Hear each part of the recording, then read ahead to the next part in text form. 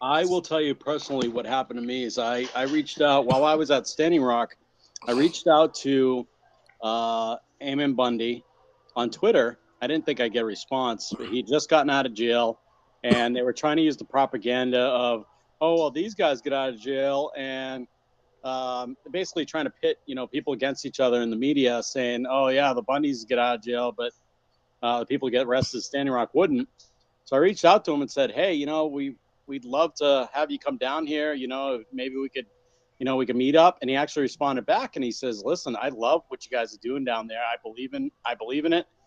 But I got to tell you right now, it just wouldn't look good with an open case. I was like, okay. I responded back. I said, you know what? I can respect that. Thank you. And unfortunately, I never heard from him again. But yeah, that was Sure. my experience with him. Yeah, I only went down to the refuge twice. I spent most of the time in the hotel room because of the snow and you know transportation issues. Because Bob had to be going driving from out here to back to Portland to go to court. But the first time I showed up down there, I have to say this. Religiously, I think Mormons are a little weird, but they're fucking nice people. Okay, they're I will nice agree with that. people, and pe- they're moral and ethical people. You know, they're open minded. Like I could not imagine a right winger sitting down with a bunch of anarchists and the anarchist allowing the right winger to have a conversation with them. Not your average anarchist. I mean, as you guys well know, we come in Baskin Robbins, 31 flavors. There's primitivist, and there's anarcho capitalist, and anarcho communist, and anarcho socialist, and anarchoist. You know, like there's so many of us. But I couldn't imagine a whole bunch of them sitting down with a bunch of militia guys and having an open minded conversation. But when I went down to the refuge, Ryan sat there and listened to me talk about anarchism. You know, when I did a brief interview with him, you know, like and very politely, disagreed with some of the stuff I said. It's, that doesn't make sense to me, but I respect your right to say it. I mean, like right now we have, you know, college professors in black bloc gear smashing people's heads open because they don't like what they say, you know. I mean, personally, I think that's, I have ethical issues with, you know, like, sure. I mean, some people say bigoted, racist shit. And, great. Like, I don't have to listen to them. You know, when they say bigoted, racist shit, that means that I don't have to, that I've identified them as a bigot and a racist, so I don't have to hang out with them now. I'm not going to smash them over the head with a bike lock. I'm not going to attack them unless they attack me. If they're not advocating for violence, like I'm not going to hurt them. I think it's very dangerous that a lot of people on the left are propagating a culture that it's okay to use violence against somebody because you don't like what they're saying. Like I think it's very dangerous and morally and ethically wrong. I You will know, agree with that. I will agree with that. Jim Lee, one of our our buddies here that comes on the show, he taught me a big lesson.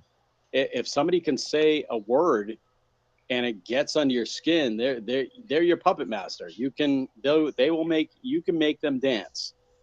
And I've looked at the power of some words and I've stopped giving them power. So yeah, freedom of speech should go all ways. And everybody here knows I have a heavy block hand on Facebook. Um, but I'm starting to see the light. I needed to stop silencing people because everybody should be able to speak. Nobody should be beaten up for their words. They can be action for action. If somebody were to violently hurt somebody, then yeah, as a defense tactic, yeah, why not? But to punch somebody for a word without any actions to back it up, I don't agree with that anymore. yeah. Like I said, if they're making a threat and you believe that they have the ability to carry it out, I mean, I think violence Exactly. is justified. Then, I think so. That's my own morals. It's my own ethics. This college professor at Berkeley, Eric Clanton, there was this right wing guy is probably some kind of uh, he was saying, and I quote, "I believe in legal immigration." That's what he was talking about. And Eric Clanton smashed him over the head with a bike lock when he said that. I'm like, wow. Like that it's not like he was like, reciting Mein Kampf. I mean, I disagree with that. I mean, I think the whole border security thing is just crazy because the cartels have highways underneath the border.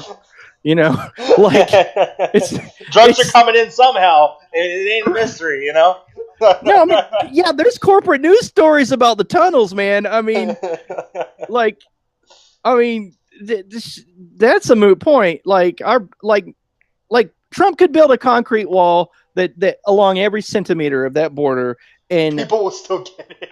people would still get here. So it's just ridiculous to quibble like over that. Like I don't know, man. I just wow, this stuff, this whole false right left paradigm thing, just it used to amuse me, funny, haha, but now I'm starting to get afraid because after Trump's election, he was such a polarizing figure on the collective American psyche. I mean, now people are in this extreme right uh, camp and people in this extreme left camp, and never the twain shall meet. Like you have journalists like Tim Pool and Luke Radowski of We Are Change that have been challenging the status quo in an impartial way, meaning they don't take sides between the right and the left for at least 8, 9, 10 years now. And now all of a sudden, people on the extreme right think they're leftist, and people on the extreme left are thinking they're working with alt-right or they're fascist. Like, but no, I mean, I've watched these two people's careers. Luke's been around a lot longer than Tim. Tim's been around since about 2011. Like he started out live streaming the Occupy Wall Street stuff, but Luke's been around for a decade now, and now all of a sudden stuff is so polarized into this extreme right and left that if you're portraying a story in a objective way, which like journalists are supposed to do that. I mean, I have my own bias. I'm an anti-authoritarian cop watcher. Like I hate the state. I hate government as a concept. I think it's malignant. I think we can do better. Eventually we'll evolve into something better, but I try to be objective. Like I'll cover Ferguson. I went out there and risked police violence and, quite frankly, violence by the people there. When there's these big flashpoints, man, I have to warn people, like, don't just get a camera. If there's a riot in a large city and it's racially motivated or there's racial tensions and you happen to be white or black, depending on what happened, you might not want to go into certain areas that you're taking a risk. Like people think of outside journalists as foreign invaders that are there to just parasite and suck off of the story, because that's what corporate media does. So they think that if you're an alt journalist and you have expensive camera equipment, sometimes it's risky, like because they don't know who you are, like they don't know your agenda, they don't know why you're reporting what you're reporting. So when you go into areas where there's riots or racial tensions and your media, you got to be careful. I mean, I recommend, getting your ass on Facebook and making a local contact and having somebody in their activist community kind of shepherd you around. That's a tactic that I use. When there's a major event or something that needs covered, I contact locals and say, I explain to them and I send them a link to my YouTube channel. This is my skill set. I'm an anti-authoritarian cop watcher. I will keep the cops accountable and document everything they do to you during your protest or whatever happens. And let me work for you. I think that's a better approach than just grabbing your camera and running to the event. I mean, a little friendly advice for your viewers or whatever. Yeah, me personally, I had about 15 connections at Sandbox before I went down there, so I had a good lead on what to do, what not to do. I had basically a one sheet as to what was going on so far, what was the narrative, and I told everybody I was just there to help, whatever they wanted, support. That's the way to do it. I mean, so far I've been able to have respect. I'd say from a fair amount of people on the extreme right and the extreme left. And the reason why, I mean, is quite simply, everyone knows that my focus is police accountability.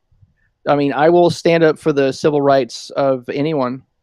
You know, that's what I'm here for, is to make sure that during any kind of police or federal police interactions with the people, that I document it.